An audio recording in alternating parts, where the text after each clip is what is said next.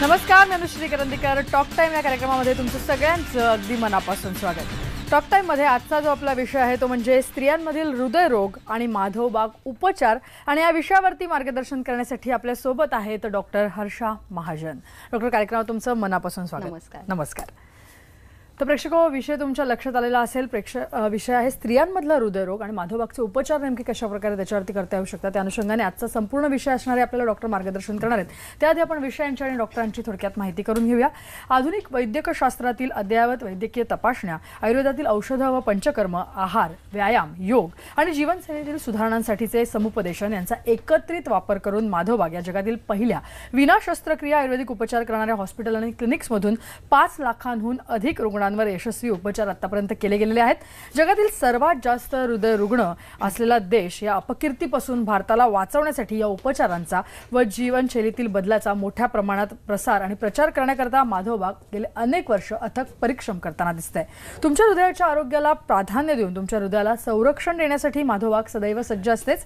आणि आजही आपण स्त्री आरोग्याबाबत चर्चा करणार आहोत. स्त्रियांमधला जो हृदयरोग आहे आणि त्याच्यावरती माधवबाग कशा प्रकारे उपचार करतं या अनुषंगाने आजची सगळी चर्चा असणार आहे. आणि त्यासाठी आपल्यासोबत आहेत माधवबागच्या तज्ज्ञ डॉक्टर हर्षा महाजन. त्यांच्याबद्दल सांगायचं झालं तर त्या माधवबागमध्ये गेल्या 8 वर्षांपासून कार्यरत आहेत. त्यांना मधुमेही रुग्ण आणि हृदय रुग्ण यांना यशस्वीपणे बरं करण्याचा 8 वर्षांचा अनुभव आहे. त्यांनी वर्ल्ड आयुर्वेद काँग्रेस यामध्ये पेपर प्रेझेंटेशनही केलेलं आहे. तसंच 3 रिसर्च पेपर डायबिटीसवरतीही त्यांचे प्रसिद्ध झालेले आहेत. त्यांनी मधुमेह, हृदयरोगावर जनजागृतीसाठी आरोग्यविषयक अशी अनेक व्याख्यानंही दिलेली आहेत. तर प्रेक्षको, विषय जो आहे तो स्त्रियांसंदर्भातला आहे. स्त्रियांमध्ये हृदयरोग आहे तो त्याची नेमकी काय कारणं असू शकतात, माधवबाग त्याचा प्रकारे विचार कशा प्रकारे करते आणि एकूणच उपचार पद्धती जी माधवबागची खासियत आहे ती कशा प्रकारे स्त्रियांसाठी उपयोगी ठरते या संपूर्ण अनुषंगाने आजच्या भागात ही चर्चा असणार आहे. आपण थेट डॉक्टरांकडे जाणार आहोत आणि आजच्या विषयाला सुरुवात करणार आहोत. डॉक्टर, आपण जसं म्हणतोय की स्त्रियांचं जे आरोग्य आहे त्याच्याकडे आज आपण थोडा फोकस करणार आहोत. कारण माधवबाग म्हटल्यानंतर हृदय रुग्ण असतील, डायबिटीसचे पेशंट्स असतील, याच्यावरती आपण बोलतच असतो. परंतु स्त्रियांचं जे एकूणच सगळं आरोग्य आहे, स्वास्थ्य आहे ते राखण्याच्या दृष्टिकोनातून स्त्रिया कुठेतरी कमी पडतात. फॅमिलीला प्राधान्य देतात, मुलांना प्राधान्य देतात आणि मग आपलं जे आरोग्य आहे त्याच्याकडे दुर्लक्ष करताना दिसतात. तर स्त्रियांच्या आयुष्यातला सगळ्यात महत्त्वाचा काळ आहे डॉक्टर तो म्हणजे रजोनिवृत्तीचा. अगदी बरोबर. तर मग रजोनिवृत्तीचा जो एकूण काळ आहे तर त्याच्यानंतर महिलांनी स्वतःकडे अधिक लक्ष देणं गरजेचं आहे असं तुम्हाला वाटतं का? आणि मग ते कशा प्रकारे दिलं गेलं पाहिजे, काय सांगाल? अगदी बरोबर प्रश्न आहे. कसं आहे, रजोनिवृत्तीच्या पूर्वी स्त्रिया रजस्वला असतात. म्हणजे काय, तर प्रत्येक महिन्याला मासिक पाळी त्यांची येत असते. पण रजोनिवृत्ती नंतर म्हणजे आता menstruation it is not a problem, it is an opportunity. म्हणजे परमेश्वराने दिलेलं तिला ते एक वरदान आहे. ह्या वरदानात नेहमीच तिच्या शरीरातनं शुद्धीकरण हे होत असतं. पण रजोनिवृत्ती नंतर हे शुद्धीकरण कुठेतरी थांबून जातं आणि अशा वेळेस अनेक हार्मोनल चेंजेस तिच्यामध्ये दिसायला लागतात. अनेक शारीरिक बदलही होतात, मानसिक बदलही होतात. पण फॅमिली आणि मुलं, नातवंड सांभाळण्यात ती इतकी बिझी असते की आपल्या शरीरातल्या ह्या बदलांकडे ती कुठे ना कुठे दुर्लक्षित करत असते. तर असं न करता ॲटलिस्ट रजोनिवृत्ती पूर्वी ठीक होतं की निसर्गतःच परमेश्वर तिचं शरीराचं शुद्धीकरण करत होतो. पण रजोनिवृत्ती नंतर तरी तिने स्वतःकडे लक्ष हे दिलेच पाहिजे. नक्की. आणि जसं तुम्ही म्हणालात तसं की जे बदल होतात आपल्या शरीरामध्ये ते स्त्रियांना जाणवतात पण कुठेतरी दुर्लक्ष केलं जातं. त्याच्यावरती लक्ष दिलं पाहिजे. पण मग आता रजोनिवृत्तीच्या काळामध्ये साधारण स्त्रियांना कुठले कुठले त्रास प्रामुख्याने जाणवतात? आणि मग असं म्हटलं जातं की रजोनिवृत्तीनंतर स्त्रियांमध्ये हृदयरोगाचे प्रमाण जे आहे त्याचा धोका जो आहे तो कुठे ना कुठेतरी वाढतो, हे सत्य आहे का? अगदी बरोबर. कसं असतं, रजोनिवृत्ती नंतर स्त्रियांमध्ये शरीरात चरबी निर्माण व्हायला लागते आणि साधारणतः ही चरबी पोटापासून मांडीपर्यंतच्या भागात जमा होत असते. आता त्यामुळे लठ्ठपणा, त्यानंतर ऑस्टिओपोरोसिस, ऑस्टिओआर्थरायटिस, कॅन्सर, फायब्रॉइड असे अनेक विकारांसोबतच जास्त मधुमेह, ब्लड प्रेशर, हृदयविकारांचेही चान्सेस तिच्यामध्ये वाढतात. जसं शारीरिक बदल स्त्रियांमध्ये रजोनिवृत्तीनंतर होतात तसेच मानसिक बदलही स्त्रियांमध्ये होत असतात. म्हणजेच मूड स्विंग होणं ज्याला आपण म्हणूया की अगदी थोडं कोणी बोललं की रडणं, मनाला लागणं, टेन्शन येणं आणि ह्या ताणतणावातनं चिडचिडणं. म्हणजे बऱ्याच वेळा तिचं रागावणं, चिडचिडणं हा तिच्या स्वभावातला दोष नसतो, पण तिच्यातल्या झालेल्या शारीरिक बदलामुळे तिच्यातला हा मानसिक बदल तिच्यामध्ये होत असतो. आणि सततच्या ह्या तणावामुळे शरीरामध्ये नेहमी ॲड्रेनालिन नावाचा एक हार्मोन जास्त प्रमाणात सिक्रेट होत असतो. इवन आपणही ज्या वेळेस एक्साइटमेंटमध्ये किंवा अगदी घाबरलेले किंवा तणावात असतो त्यावेळेसही आपल्या शरीरात हा हार्मोन सिक्रेट होतच असतो. तर हा हार्मोन जो आहे हा आपल्या हृदयाचे ठोके वाढवतो, त्यातनं दम लागणं, छातीत दुखणं, अति घाम सुटणं असे अनेक हृदयरोगाची काही प्रायमरी लक्षणं तिच्यात रजोनिवृत्तीनंतर दिसायला लागतात. बरोबर. म्हणजे जसं आपण म्हणतोय की हा धोका जो आहे तो नक्की असतो, त्या धोक्याची घंटा आपण ऐकली पाहिजे योग्य वेळेला, या दृष्टिकोनातून लक्ष द्यावं. आपण या चर्चेच्या अनुषंगाने आपण काही गोष्टी प्रेक्षकांनाही दाखवणार आहोत. तर या संपूर्ण स्त्री आरोग्याच्या दृष्टिकोनातून आपण एक अनुभव आहे तो आपण सध्या प्रेक्षकांना दाखवूया.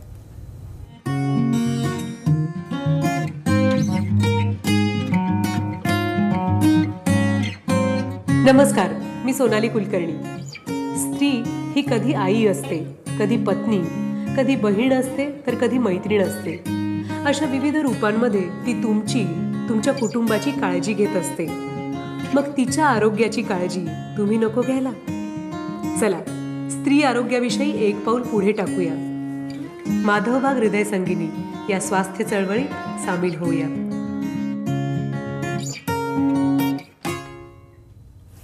तर जसं आपण म्हणतो की या स्त्री आरोग्य, तर आता जसं आपण म्हणालो की या रजोनिवृत्तीनंतर स्त्रियांना धोका जो आहे तो वाढतो. मग त्या अनुषंगाने तो धोका टाळण्यासाठी कुठल्या कुठल्या टेस्ट करणं गरजेचं असतं इमिजिएटली, त्याविषयी काय सांगाल? तपासण्या. बरं, मला हृदयरोग आहे का किंवा मला रोगा कसं असतं, हृदयरोग कायम आमंत्रण देऊन येत नसतो किंवा त्याचे साईन आणि सिम्पटम प्रत्येकामध्ये दिसतात असं नसतं.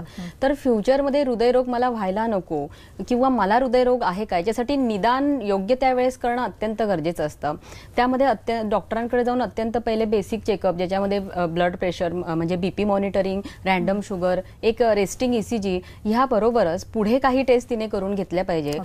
3 महिन्याची ॲव्हरेज शुगर, ज्याला आपण HbA1c म्हणूया. त्याचबरोबर स्ट्रेस ही सगळ्यात महत्त्वाची टेस्ट आहे. म्हणजे बऱ्याच वेळा पेशंट ज्यावेळेस आमच्याकडे येतात त्यावेळेस जो ECG आपण पहिल्यांदा त्यांचा काढतो तो झोपलेल्या अवस्थेतला असतो. म्हणजे ही एक अशी अवस्था असते की ज्यावेळेस त्यांच्या हातापायांची मुवमेंट फार होत नसते. सांगण्याचा अर्थ हृदयावर फार काही विशेष तणाव नसतानाचा तो ECG आपण बघत असतो. आणि 90% पेशंट्समध्ये ज्यांना काही हृदयरोगाचा इतिहास नाहीये अशांचा रेस्टिंगचा ECG हा 90% लोकांमध्ये नॉर्मलच असतो. पण बऱ्याच वेळा दिवसभरातले जे काही आपलं शरीर शारीरिक तणाव, हृदयावर शारीरिक तणाव येतोय त्यावेळेस हृदयाच्या आलेखातले बदल काय आहे, त्या तणावाला फेस करताना हृदयाची कार्यक्षमता आणि हृदयाला होणारा रक्तपुरवठा कुठे कमी तर होत नाहीये ना, ही प्रिव्हेन्शनसाठी स्ट्रेस करून घेणं अत्यंत गरजेचं असतं. त्याचबरोबर ॲम्ब्युलेटरी मॉनिटरिंग ही एक महत्त्वाची टेस्ट आहे, ही तर प्रत्येकाने करून घेतलीच पाहिजे. नक्की. या अनुषंगाने आपण इतर टेस्टबद्दल समजून घेऊया. परंतु जसं आपण म्हणालो तसं की स्त्री आरोग्याच्या संदर्भात सोनाली कुलकर्णी ही काही म्हणालेले आहेत, त्यांचं नेमकं काय म्हणणं आहे तेही आपण प्रेक्षकांना दाखवूया. माधवबागचं नाव मी वेगवेगळ्या प्रकारे ऐकलेलं आहे. आता महिला दिन येतोय आणि सदिच्छा दूत किंवा सदिच्छा संगिनी होण्याचा एक प्रस्ताव आहे. तर मला स्वतःला फार आश्चर्य वाटलं हा विषय माझ्याकडे कसा काय आला. कारण अनेकदा असं होत असतं की एखाद्या विषयाकडे जाण्यासाठी आजूबाजूला आपल्या तशा प्रकारच्या घटना घडत असतात. माधवबागच्या या सगळ्या स्वप्नाबद्दल सांगितलं होतं तेव्हा त्यामध्ये इतकी आत्मीयता होती. मला असं वाटायला लागलं की मी स्वतःच एकदा आधी माधवबागला जाऊन येते आणि त्याच्यानंतर हे काम हातात घेते. जेव्हा आपल्याला असं कळतं की आत्ता इतकी छान असणारी माणसं आणि अचानक काय होतं.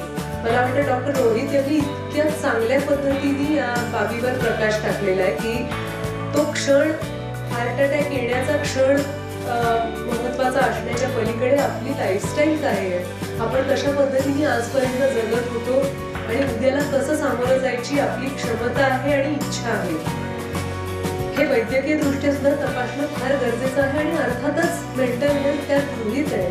आपण आनंदी असलं पाहिजे, आपण समाधानी असलं पाहिजे, हे तर मान्यच आहे. तरच आपलं शरीर आनंदी असणार.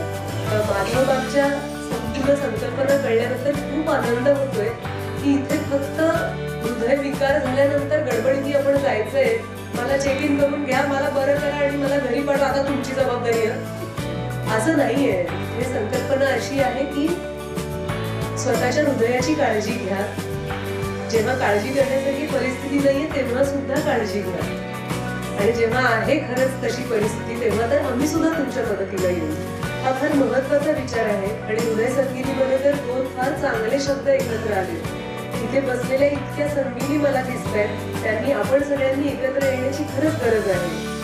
तर या सगळ्या मैत्रिणींना हार्ट टू हार्ट एकत्र आणण्याचं काम माधवबाग या वर्षीपासून करतंय. त्यात आपण खूप मोठ्या संख्येने सहभागी झालं पाहिजे, कारण जो गेले कितीतरी वर्ष आपण विचार ऐकतोय की एक स्त्री जेव्हा शिकते तेव्हा तिचं कुटुंब शिकतं. तर त्या कुटुंबातल्या एका स्त्रीला जर हा विचार पोचवायचा आपण प्रयत्न करणार असू की आपल्या तब्येतीची काळजी घेणं हे फर्स्ट आणि फॉरमोस्ट आहे. मी या माधवबाग परिवाराशी जोडली जाते आजपासून, याचा मला मनापासून आनंद आहे. डॉक्टर रोहित, मी तुम्हाला ग्वाही देते की तुम्ही 1 लाख नाही, तुम्ही 1,00,001 महिलांपर्यंत पोहोचणार आहात, तर त्यातली एक मी आहे.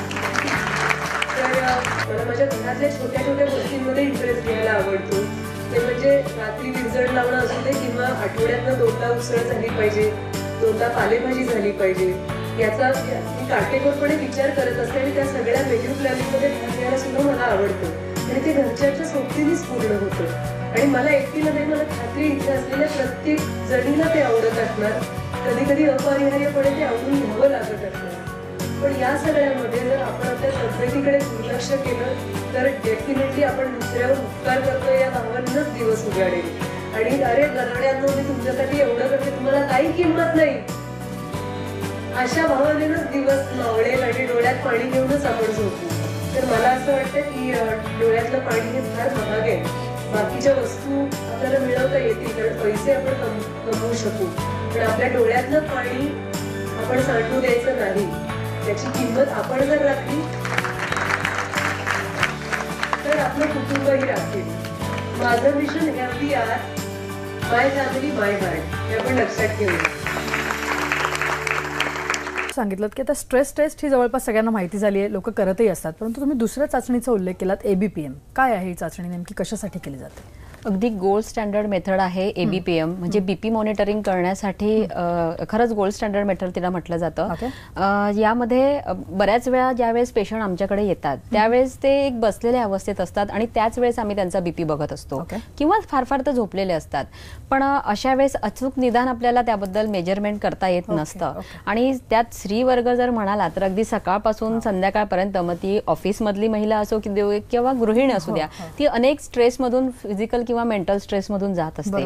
मग अशा वेळेस तिचा BP कितीपर्यंत वाढतोय किंवा ऍक्टिव्हिटी करताना BP चे एक लिमिट तर क्रॉस होत नाहीये ना. म्हणजे कसं आहे, स्ट्रेस नंतर BP वाढणं अत्यंत स्वाभाविक गोष्ट आहे, पण ते एक सर्टेन टार्गेटच्या वर जाणं थोडं धोकादायक असतं. त्यामुळे ऍक्टिव्हिटी करताना BPचं रेकॉर्डिंग करणं म्हणजेच एम्ब्युलेटरी ब्लड प्रेशर मॉनिटरिंग. यात बऱ्याच वेळा असं बघायला मिळतं की ज्यावेळेस स्त्रिया आमच्याकडे चेकअपला येतात त्यावेळेस माझा हा चेकअप होणार आहे आणि त्यात काय ॲबनॉर्मल तर येणार नाहीये ना, या भीतीनेच बऱ्याच वेळा केबिन मध्ये आल्यावर त्यांचा BP हा खूप वाढलेला असतो, ज्याला आम्ही व्हाईट कोट इफेक्टही म्हणत असतो. पण थोडंसं काउन्सिलिंग नंतर त्यांना वेटिंग रूम मध्ये बसवल्यानंतरचा जर BP बघितला तर तो पुन्हा सेटल जाऊन झालेला असतो, रिलॅक्स होतात. आणि अशा अवस्थेत लगेच क्विक मेडिकल मॅनेज करण्याची अजिबात गरज नसते, थोडं काउन्सिलिंग खूप असतं. पण व्हाईस वर्सा, म्हणजे याच उलट अनेक वेळा असं दिसतं की काही रुग्णांमध्ये BP त्यांच्या रोजच्या जीवनशैलीतल्या ऍक्टिव्हिटीमध्ये थोड्या थोड्या प्रमाणात वाढत असतो, पण त्यांना त्यांचे काही सिम्पटम दिसत नसतात. आणि अशा वेळेस आमच्याकडे ते बऱ्याच वेळ वेटिंग डॉक्टरांसाठी बाहेर करत बसल्यानंतर एक रिलॅक्स अवस्थेत असतात आणि आतमध्ये केबिनमध्ये आल्यावरही त्यांचा BP आम्हाला नॉर्मलला मिळतो. पण हे जास्त धोकादायक असतं, कारण अशा पेशंटमध्ये एंड ऑर्गन डॅमेज होण्याचे चान्सेस हे वाढून जातात. म्हणजे सतत रोजच्या ऍक्टिव्हिटीमध्ये जर BP हा कायमस्वरूपी वाढत असेल तर किडनी, रेटायना इफेक्ट होणं, डोळ्यांवर इफेक्ट होणं किंवा हृदयावर इफेक्ट होणं आणि त्याचं कुठेतरी सायलेंट डॅमेजिंग सुरू झालेलं असतं. अजून मला सांगावं असं वाटेल, बऱ्याच वेळा म्हणजे रात्री ज्यावेळेस आपण झोपतो त्यावेळेस आपल्या ऍक्टिव्हिटी ह्या थांबलेल्या असतात, शरीर आणि मन शांत झालेलं असतं. तर दिवसभरातल्या ऍक्टिव्हिटीमध्ये जो काही आपला BP, एक ॲव्हरेज BP आहे त्याच्यापेक्षा 10 mmHg ने आपला BP हा रात्री खाली असला पाहिजे. पण ABPMचा जर आपण कोणामध्ये लावून मॉनिटरिंग केलं आणि जर जर दिसलं की हा बीपी खाली येत नाहीये झोपेत सुद्धा, तर अशा अवस्थेत थोडंसं ते धोकादायक असतं. अशा पेशंटमध्ये स्ट्रेस एन्झाईम जे असतात ते वाढलेले असतात. म्हणजे अचूक पूर्वीच निदान होऊन त्यावर उपाययोजना करण्यासाठी एबीपीएम टेस्ट तर खूप गरजेची आहे आणि ती केलीच पाहिजे. नक्कीच. आणि या अनुषंगाने तुम्ही असे अनेक पेशंट आतापर्यंत बरे केलेले आहेत, तर त्या पेशंटचा नेमका अनुभव काय असतो, कशा प्रकारे असतो, ते आपण त्यांच्याकडनंच ऐकूया.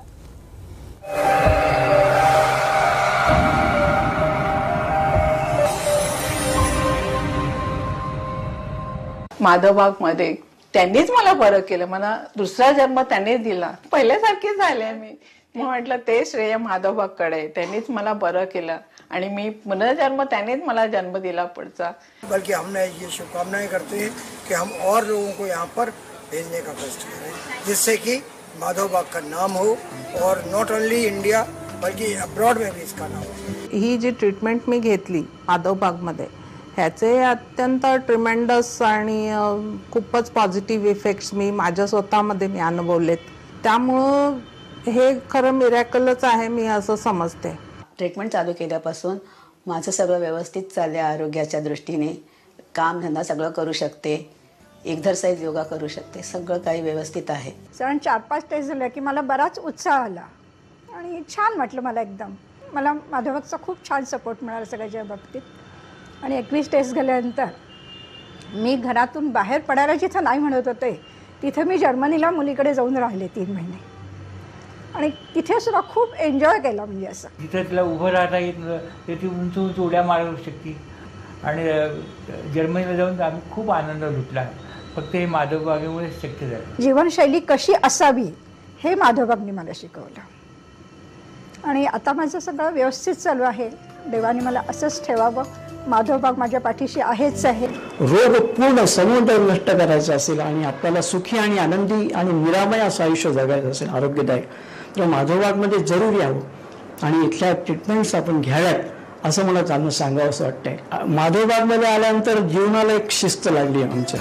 इतकी इम्प्रूव्हमेंट झाली की आम्ही आता अतिशय आनंदात आहोत. इम्प्रूव्हमेंट चांगली झाली. 3 ते 4 किलोमीटर मी फिरायला जातो. सांगायची गोष्ट म्हणजे राजस्थानमध्ये आम्ही गेलो असताना तिथल्या किल्ल्यांवर काही लोक लिफ्टने गेले. आम्ही म्हटलं जाऊया आपण, आणि आम्ही आनंदाने दोघे लिफ्टमध्ये न जाता सगळ्या पायऱ्या चढून होते. त्यांना नवल वाटलं की अशा म्हणजे इतक्या प्रकारची इम्प्रूव्हमेंट त्या ठिकाणी आमची झालेली होती. एका महिन्यामध्ये लगेच माझा इन्सुलिन बंद होऊन गेला. अगोदर 30 होतं, 15 होतं, नंतर 20वर मला आणली, 10वर आणली, मग 10वरून 10 ते 5 आणि 5पर्यंत आल्यावर मी एकदम बंद केलं.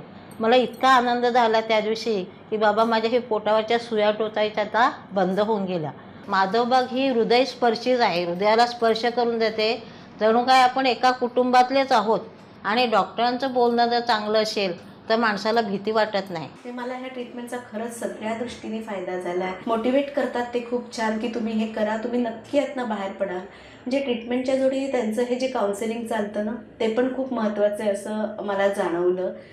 त्याबद्दल माधवबागला धन्यवाद आणि माझ्यातर्फे चांगल्या शुभेच्छा. डॉक्टर, आपण जसं बघतोय की आता रजोनिवृत्तीबद्दल बोललो, 40 नंतर हृदयविकार असेल किंवा डायबिटीस स्पेशली याचं प्रमाण कुठेतरी आज वाढताना दिसतंय स्त्रियांमध्ये. त्याची काय कारणं दिसून येतात? मी मगाशी सांगितल्याप्रमाणे शरीरात चरबीचं प्रमाण वाढत जातं. आता ही चरबी जशी ॲडिपोज टिश्यू म्हणजे मांसपेशीखाली जमा होत असते, त्याचप्रमाणे ही चरबी कुठे ना कुठे पॅनक्रियाजवर पण स्वादुपिंडावर जमा होते. आणि स्वादुपिंडावर जर चरबी जमा झाली तर इन्सुलिन रेझिस्टन्स येऊन शरीरातल्या रक्तातली साखरेची मात्रा ही वाढलेली दिसते. आता रक्तात साखर येणं म्हणजेच मधुमेहात त्याचं रूपांतरण होतं. पण तेवढ्यापुरता हा मधुमेह मर्यादित नसतोच, कारण रक्तात जर साखर आहे तर रक्त चिकट आणि घट्ट होत असतं, सेम त्या साखरेच्या पाकासारखं. आणि हृदयाकडनं पातळ रक्त जितकं इझिली स्वतःकडे तो खेचू शकतो तेवढंच घट्ट रक्त खेचायला त्याला लोड निर्माण होतो किंवा तिथपर्यंत घट्ट रक्त पोचत नाही. त्यातूनच हृदयाला रक्तपुरवठा कमी होणं किंवा हृदयाची कार्यक्षमता कमी होणं असे विकार आपल्याला दिसतात. त्याचबरोबर स्त्रियांमध्ये रजोनिवृत्तीनंतर जो सगळ्यात महत्त्वाचा हार्मोन असतो इस्ट्रोजेन, त्याचं सिक्रेशन होणं कुठेतरी थांबतं. आणि इस्ट्रोजेनचं काम असतं रक्तवाहिन्यांचं फ्लेक्झिबिलिटी, इलॅक्सिसिटी मेंटेन करणं. पण इस्ट्रोजेन ओव्हरीज करणं श्रवत नाही आणि रक्तवाहिन्यांमध्ये कडकपणा निर्माण होतो. त्यामुळे रक्त दाबाचे विकार म्हणजे ब्लड प्रेशर वगैरे ते दिसतात. आणि हे कुठेतरी कल्प्रिट आहेत फ्युचर हार्ट डिसीजचे. त्यामुळे ह्यांचे चान्सेस जास्त वाढलेले असतात. त्यामुळे अशा वेळेस हृदयविकार आणि मधुमेहावर जास्त लक्ष दिलं पाहिजे. नक्की. आणि जसं आपण म्हणतोय की आता माधवबागची जी या सगळ्या स्त्रियांच्या दृष्टिकोनातनं त्यांच्या आरोग्याच्या दृष्टिकोनातनं जी संकल्पना आहे नवीन हृदय संगिनी, त्याविषयी प्रेक्षकांना जाता आता थोडक्यात काय सांगाल? बरं, हृदय संगिनी ही अत्यंत सुंदर प्रकल्प आम्ही आयोजित केलेला आहे. योजना वर्षभर आम्ही राबवणार आहोत. या योजनेअंतर्गत महिलांचं वेळोवेळी चेकअप करून घेणार आहोत. बरं, आता महिलांसाठीच का राबवला आहे? कारण आपल्याला माहिती आहे महिला स्वतःकडे लक्ष देतच नसतात आणि म्हणजे घरातले मोठे मोठे डिसिजन त्या स्वतः घेतात, पण स्वतःच्या बाबतीत फक्त चेकअप करण्याचे डिसिजनही ते घेत नाही. अनेक वेळा रोजच्या जीवनशैलीत त्यांना वेदना होतात, शरीर सिग्नल देत असतं पण त्या अंगावरच दुखणं काढतात आणि ह्या छोट्या वेदनांचं मोठ्या आजारात रूपांतर होतं. त्यावेळेस त्या डॉक्टरकडे पोहोचतात आणि बऱ्याच वेळ हातातून निघून गेलेली असते. त्यामुळे असं न होता योग्य त्या वेळीच तपासणी करून घेणं गरजेचं आहे. महिलांमध्ये प्रामुख्याने आता आम्ही हृदय संगिनीमध्ये त्यांचे स्ट्रेस आणि बेसिक चेकअप सगळ्या गोष्टी करून घेणार आहोत. बरं, हे चेकअप किती वेळा केले पाहिजे? तर फक्त वर्षातनं एकदा करून उपयोग नसतो, कारण वातावरणातल्या शरीरातल्या बदलामुळे आपल्या शरीरावर पण अनेक बदल होत असतात. त्यामुळे वेळोवेळी हे चेकअप होणं अत्यंत गरजेचं असतं. त्यामुळे वर्षभरात 5 वेळा आमचे माधवबागचे एक्सपर्ट डॉक्टर स्त्रियांना बोलवून त्यांचं वेळोवेळी सगळे ते चेकअप करून घेणार आहेत. नक्की. म्हणजे ही जी हृदय संगिनी संकल्पना ही महिलांसाठी आहे आणि आत्ताच्या सवलतीच्या दरामध्ये 599 रुपयामध्ये ही सवलत जी आहे ती 40 नंतरच्या सगळ्या स्त्रियांना अवेलेबल आहे. तर त्या दृष्टिकोनातनं तुम्ही संपर्क करू शकता. त्यासाठी नंबर दिलेले आहेत. माधवबागमध्ये संपर्क करून या टेस्ट तुम्ही करून घेऊ शकता. डॉक्टर, आजचा विषय खूप महत्त्वाचा होता स्त्रियांच्या आरोग्याच्या दृष्टिकोनातून. तुम्ही इथे येऊन या विषयावर तेवढं छान मार्गदर्शन केलं त्याबद्दल धन्यवाद. नमस्कार. या विषयासह टॉक टाईममध्ये आत्ता आम्ही इथेच थांबतोय. ताज्या घडामोडींसाठी तुम्ही पाहत राहा न्यूज 18 लोकमत.